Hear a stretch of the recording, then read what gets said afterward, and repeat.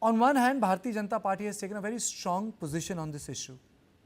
And on the other hand, Mr. Ambekar, who holds such an important position in Rashtriya Swayamsevak Sangh, says he is not relevant. What does one believe? No, I don't think there's much of a dichotomy here. The RSS being the parent organization, the ideological fount of the entire Sangh Parivar, has always tried to maintain a guardian-like position. Okay, they would be the last to be seen provoking people to violence. And if, God forbid, violence breaks out, as has happened in the case of Nagpur, parts of Nagpur city, they would like to take a position where further violence is not provoked or encouraged. And also the fact that you asked about what happens to the violence in Nagpur now or in the state. Now there are very clear division of work within the Sangh Parivar. Here there is the issue of maintenance of law and order. That is clearly a state government and administrative job.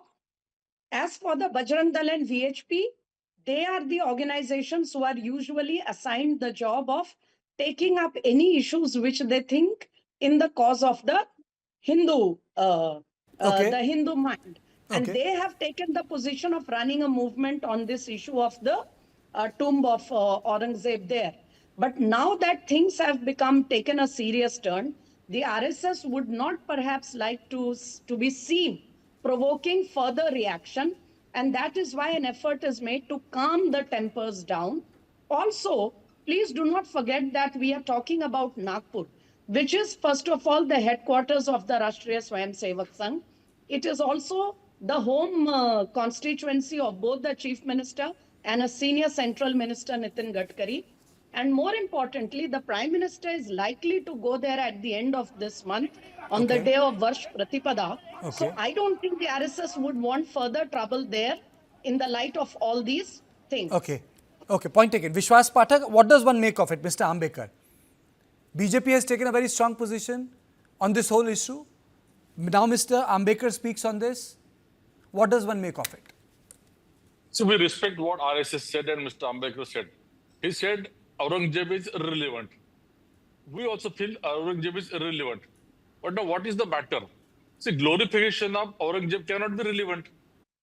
Fact of the matter is that two MLAs from opposition parties, Mr. Abu Azmi and Mr. Jitendra Awad, the way they made a statement about Aurangzeb, the way they glorified Aurangzeb, there was a counter reaction.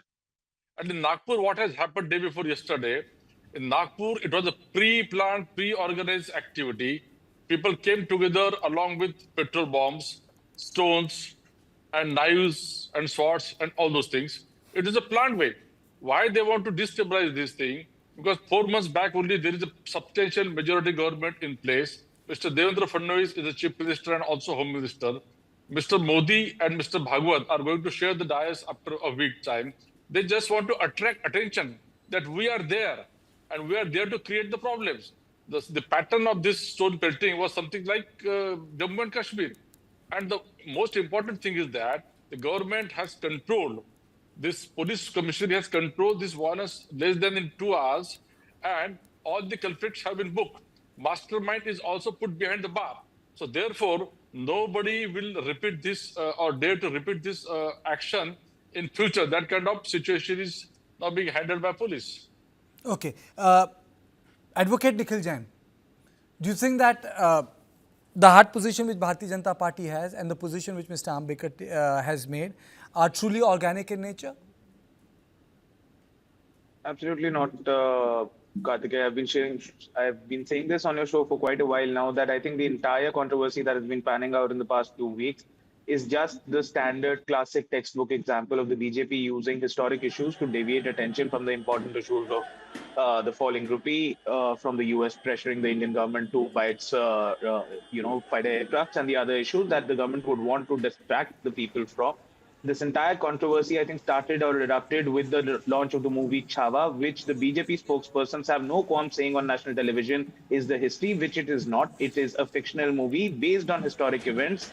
Multiple people connected with those depicted in the movie have threatened legal action against the makers of the film for inaccurate depiction of their ancestors. That so the movie has inaccurately depicted Mughals, Hindus, and a lot of other historical facts. But that doesn't stop the BJP from trying to present it as the truth. That doesn't stop the BJP from trying to vilify a 300-year-old historical figure today. That doesn't stop their sister organizations like the Bajrang Dal from saying that we need to remove Aurangzeb's tomb. That doesn't stop the BJP's entire ecosystem from creating this into a communal issue, which is now it has turned out.